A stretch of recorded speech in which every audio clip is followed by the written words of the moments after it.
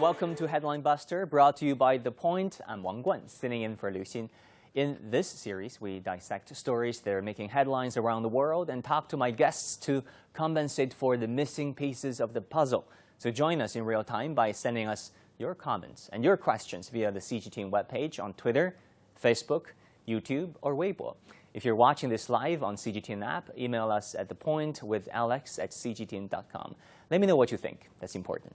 We start our live streaming every Friday at 11 a.m. Beijing time. Get in touch, and we might just read out your comments like we do right now. Facebook user Anthony Allison says, I was in China during the lockdown. It was a swift, sudden, and a total lockdown that everyone was willing and happy to cooperate with for themselves, their family, community, and the nation. All the hard work for 6 weeks paid off. After only 6 weeks, 1.4 billion people in China could gradually, over the next 6 weeks, go back to normal. Some people in Western countries get confused as to what human rights and democracy mean. For some, it means anarchy. China did a fantastic job and has already reaped the rewards. Well, thank you for that comment. Good to know. Maybe not how everyone feels the same way about it, but lockdowns are a complicated issue and controversial issue sometimes that people will study for years to come. For China, it seems to be making a big difference, though. And also, Twitter user Tommy says this: there are no saints in geopolitical games. There's only tit for tat. The West is no saints either, though it is regularly in danger of believing itself to be so. You do not insult a country and not face consequences. COVID-19 requires global cooperation. It is no time for tit for tat, obviously, as many believe. Now, this week, we are looking at how media is covering China's Clean Plate campaign, the push to stop wasting so much food. Sounds appetizing, right? It's more complicated than just that. Most people would agree that waste is bad. Regardless of what you are ordering or what you're eating at the restaurant, it is best not to order too much or let the leftovers be thrown away. But some media are framing China's anti-food waste campaign as something else. The latest move to clamp down on people's freedom or to prepare for an impending food crisis amid the trade tensions. Is that really the case? Before we get to this week's articles, though, a bit of background. It is no secret that Chinese people love to eat. And does this remind you of something or anything? And Chinese people, many of them, are generous and hospitable. Coming together for meals with family and friends is a time-honored tradition. To show appreciation, you often treat people to a meal, not unlike this. In Chinese culture, some people show respect to guests by providing lots of dishes, sometimes more than they can eat, at the banquet or at a family dinner. If guests finish all the food, in fact, it could be interpreted and it could be perceived that the host is cheap and didn't order enough food and wasn't quite hospitable. So, and taking away food and taking leftovers home isn't that popular either, as so could be the case in the West. So that is the cultural context. And also there are numbers too. In China, back in the year 2015 alone, an estimated 17 to 18 million tons of food are discarded annually. They're wasted. An amount of food that can feed 30 to 50 million people for a whole year, according to a study by the Chinese Academy of Social Sciences, and also the World Wildlife Fund. That is the population of Australia and New Zealand combined. Now, the city of Beijing alone generates 18,000 tons of domestic garbage per day, according to another food waste report. Now, live streaming of people binge eating have gone viral, and social media has inspired many to document their decadent dishes. But oftentimes, the food is used as a prop without being eaten. So perhaps it is fair to say that there is room for improvement. Plus, China is still recovering from the COVID-19 pandemic and face trade tensions, which might impact its pork and grain imports, not to mention the flooding in the south, which has damaged nearly 5 million hectares of crops as of August 26th. I mean, 5 million hectares, think about that. Last month, Chinese President Xi Jinping called for an end to wasting food and stressed the importance of being thrifty, being frugal, calling the issue of food waste shocking and distressing. Beijing highlighted the need to maintain a sense of crisis regarding food security, especially amid the fallout of the COVID-19 pandemic. So far, China's central government has not made any new laws, but rather encouraged people to raise public awareness of this issue. Now, the campaign, of course, raises some interesting questions. What are the economic impact, for example, especially on people in the food industry? How does implementation really work? And given how connected food is to the Chinese people and the Chinese culture, how excited are people actually about being frugal when it comes to eating? Lots of food for thought, right? But when you look at how some media are reporting on the topic, a lot of those nuances are unfortunately swept away. For example, instead, the campaign is linked to authoritarianism or some kind of implementing food shortage. Let's take a look at some of them. Our first example comes from CNN, which on August 28th published the article in Authoritarian China, Eating Freely is a Cherished Activity. Now, a food waste campaign wants to control meals too. Now, judging from this headline, the Chinese government is out to control what and where and how much people can eat. The article says a call from Beijing to reduce food waste has sent officials and businesses scrambling to find ways to stop people from ordering too much. And in some extreme examples, put meals under surveillance, meal times under surveillance. It lists examples of Shanghai officials asking residents to report food wasting behaviors.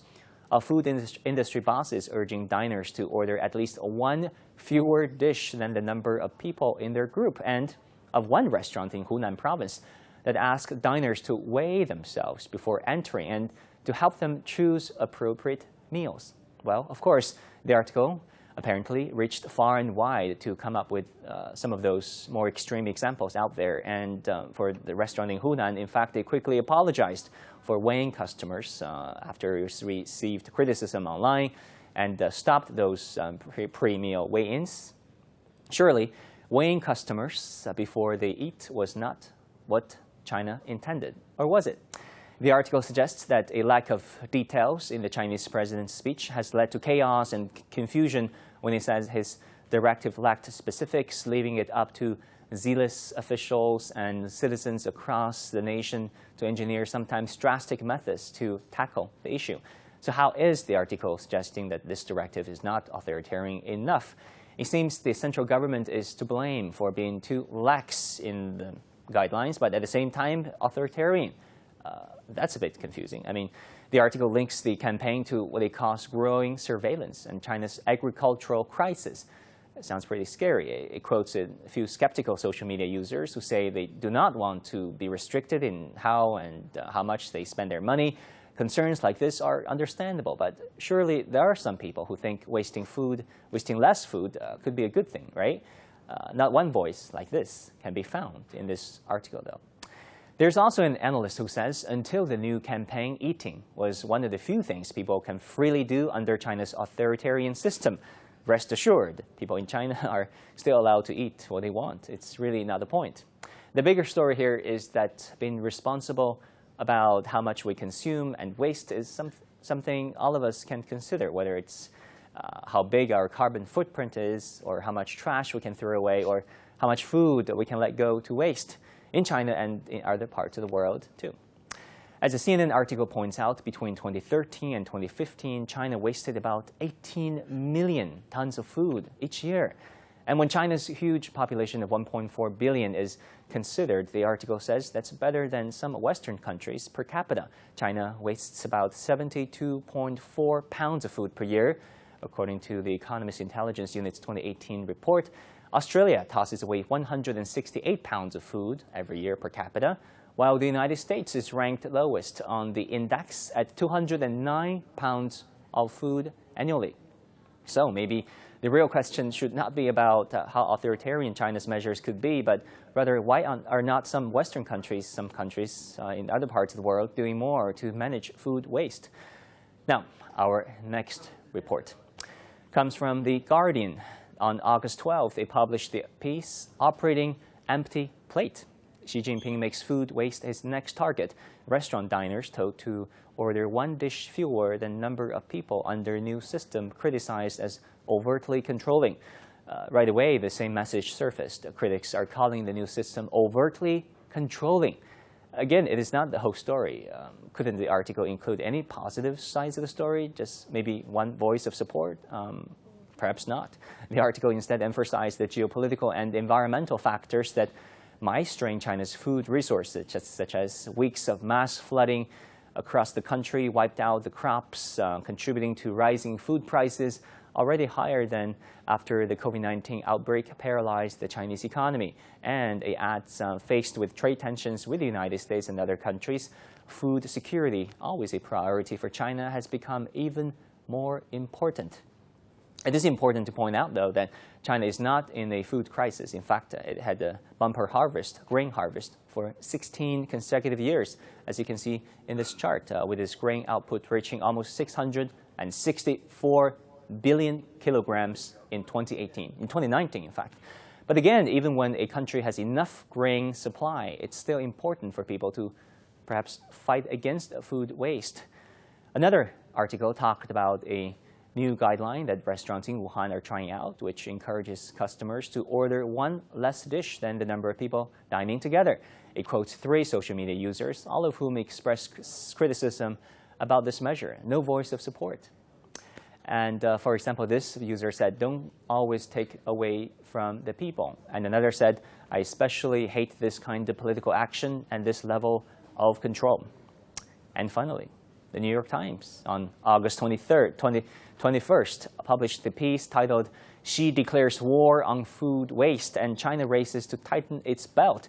The Communist Party's Clean Plate campaign targets live streaming extreme eaters, wasteful diners, and others amid concerns about China's ability to feed its 1.4 billion people. Here we see the campaign tied to what the article called concerns over China's ability to feed its people. The article says that when it comes to food security, Mr. Xi said Chinese citizens should maintain a sense of crisis because of vulnerabilities exposed by the coronavirus pandemic. That is true, but this is not the first time, actually, China has taken aim at food waste. In 2013, another anti-food waste campaign was launched, which targeted government organizations. But you know what? An emphasis on diligence and thriftiness dates back thousands of years in the Chinese culture. Check out this poem by Li Shen from the Tang Dynasty that goes, very famous to some of the Chinese people overseas. 谁知盘中餐，粒粒皆辛苦, right? Know that every grain on the plate comes from hard work and perseverance of farmers. And in a work of ancient Chinese literature called Shangshu, which served as the foundation of Chinese political philosophy for over 2,000 years, it says something like 克勤于邦，克俭于家, meaning something like full of toilsome earnestness in the service of the country and sparing in your expenditure on your family. It's about being frugal and being thrifty. Or in modern day terms, clean your plate. So the philosophy has been around much longer than the pandemic, trade tensions, or the floodings, to say in the headline that the campaign is all about China's concern that it cannot feed its people is perhaps overtly simplistic. One good thing, though, this article did is integrate feedback from different Chinese people. An older woman who says the campaign is brilliant, and a younger woman who says the campaign is boring and useless, and a restaurant owner who says he supports the cause, but the economic logistics are not so black and white. Indeed, the situation is multifaceted and complicated, and how people feel about changing their habits likely depends on who you talk to. Most media coverage does not seem to be interested in exploring these issues, at least when it comes to China. When France in 2016 made it a law that grocery stores must donate edible food instead of throwing it away, it was praised for being a leader in the fight against food waste. And when South Korea in 2016 implemented a regulation requiring citizens to pay the recycling fee for their food waste, they were praised for winning the battle against food waste. And when Italy in 2016 passed a law to limit food waste, making it easier to donate unsold food, reporting did not focus on authoritarianism or national food shortages at all. So how come when some countries take steps to curb food waste, they're praised as finding local solutions to this global problem, but when China takes steps and does similar things, it's labeled as overtly controlling? When we come back, I'll talk to my guests about all these issues and the media's coverage of the campaign and why it is drawing so much attention.